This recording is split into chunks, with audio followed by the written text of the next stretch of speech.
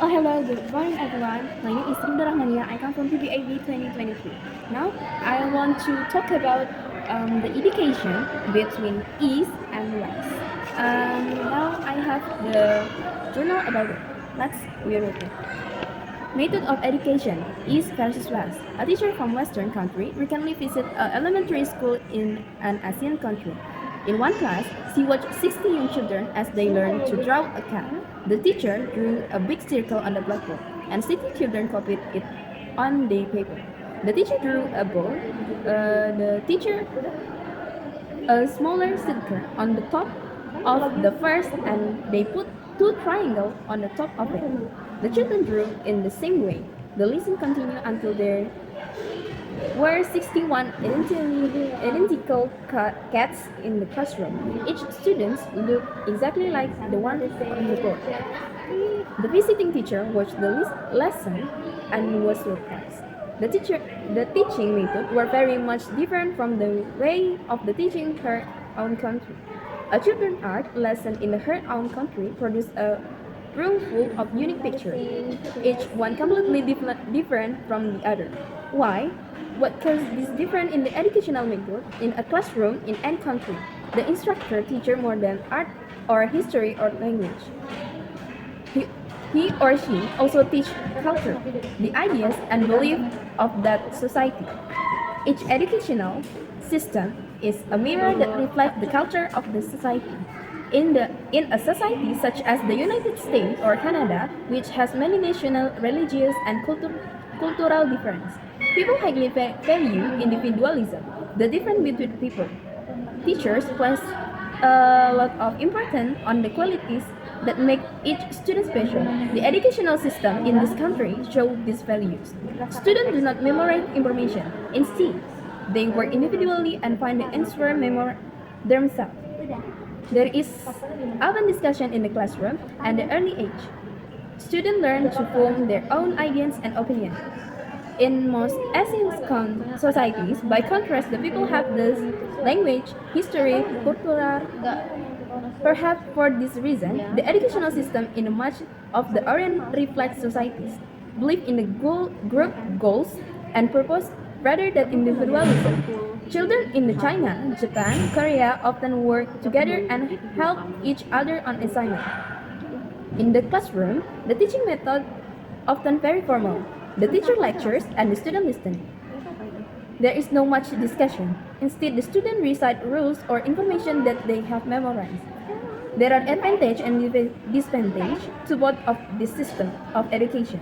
For example, one advantage to the system in Japan is that students learn much more math and science than American students learn by the end of high school.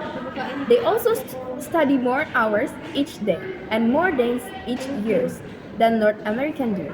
The system is difficult, but it prepared students for the societies that values discipline and self-control. There is, however, a disadvantage. Memorization is an important learning method in Japan school. Yet many students say that after an exam, they forget much the information that have memorized. The advantage to the educational system in North America, on the other hand, is that students learn to think for themselves. The system prepared them for societies that values creative ideas. There is, however, a disadvantage. When students graduate from high school, they haven't memorized as many basic rules and the fact as the students in other countries have. Um, After this, I wanna tell you the summary of this article. Okay, now I wanna telling the summary of this text. The first one, the educational method in the East and the West reflect the cultural difference of each society. In the West, such as United States and Canada, education emphasizes individualism and creativity, where the students are encouraged to find the answer of their own and engage in classroom discussion and form their own opinion from an early age. In the contrast, in the Asian societies like Japan, Korea, China, education focuses more on the group goals and discipline. Teaching methods are often formal, emphasizing motivation, and group cooperation. This system prepared the student for society that values discipline. although there are drawbacks such as ease with which information is forgotten after exam. Both systems have their strengths and weakness. Eastern education produces students who excel in the math and science, but they may lack in the creativity thinking. On the other hand, Western education develops independent thinking skill, but may fall short in the mastering basic facts. I have three facts which reinforcing this argument. The first is influence of history and philosophy. Educational methods in the East have heavily influenced by Confucianism, which emphasizing hierarchy, obedience, and moral teaching. In the contrast, Western education is influenced by thinkers like Socrates and John Dewey, who emphasize dialogue, skepticism, and experiential learning. The second importance of standard tests. In many Asian countries, national exams or university entrance exam are crucial in determining student academic futures. Due to high pressure, students often focus on memorizing of the exam preparation rather deep understanding or innovation. In the West, while exams are also important, assessment is often more holistic, including project participation and more deserved range of formative assessment. The third, change and adoption.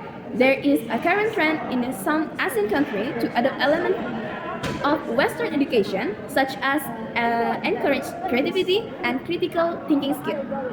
On the other hand, some Western countries are beginning to recognize the importance of discipline and a strong foundational knowledge, taking lessons from the Asia educational system. Maybe until here my video. Thanks for your great attention. Wassalamualaikum warahmatullahi wabarakatuh. See you.